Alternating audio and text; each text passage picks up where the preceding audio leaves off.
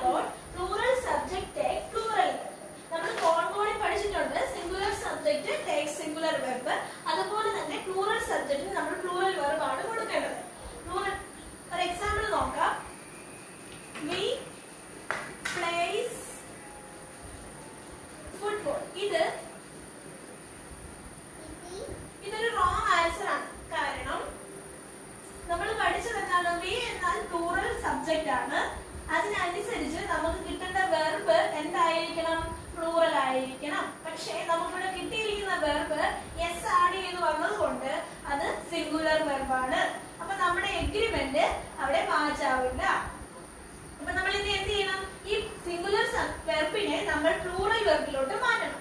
Place എന്ന plural വെർബിൽ നിന്നും നമ്മൾ നേരത്തെ പഠിച്ചത് എന്താണ്? എസ്ഒ ഇഎസ്ഒ ഐഎസ്ഒ ആഡ് ചെയ്താൽ അത് സിംഗുലർ ആയി മാറുമെന്നാണ് നമ്മൾ പഠിച്ചത്.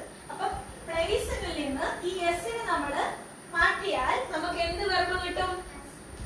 പ്ലൂറൽ വെർബ് കിട്ടും. പ്ലേ. അപ്പൊ നമുക്ക് മറ്റൊരു എക്സാമ്പിൾ നോക്കാം. റീഡ്. റീഡ് ഏത് വെർബാണ്? Read is a plural verb. അതിനെ നമ്മൾ എങ്ങനെ സിംഗുലർ ആക്കും? എസ് ആഡ് ചെയ്യാം. READS. It's a singular verb. Next baby.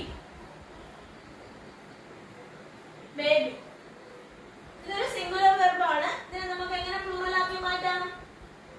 ഇത് സിംഗുലർ വെർബാണ്. ഇതിനെ നമുക്ക് എങ്ങനെ പ്ലൂറൽ ആക്കി മാറ്റാം?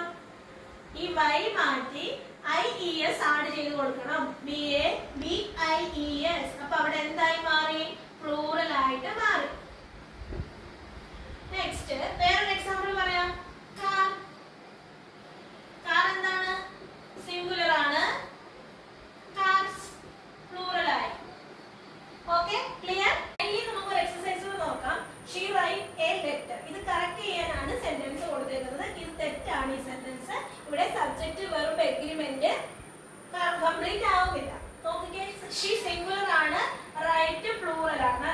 സിംഗുലർ സബ്ജക്റ്റും പ്ലൂറൽ വെർബും ആണ്. അപ്പൊ നമ്മൾ റൈറ്റ് എന്ന് പറഞ്ഞ പ്ലൂറൽ വെർബിനെ സിംഗുലറിലോട്ട് മാറ്റണം. Answer is she writes a letter.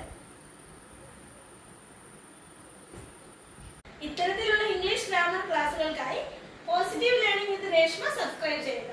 See you in the next class. Thank you.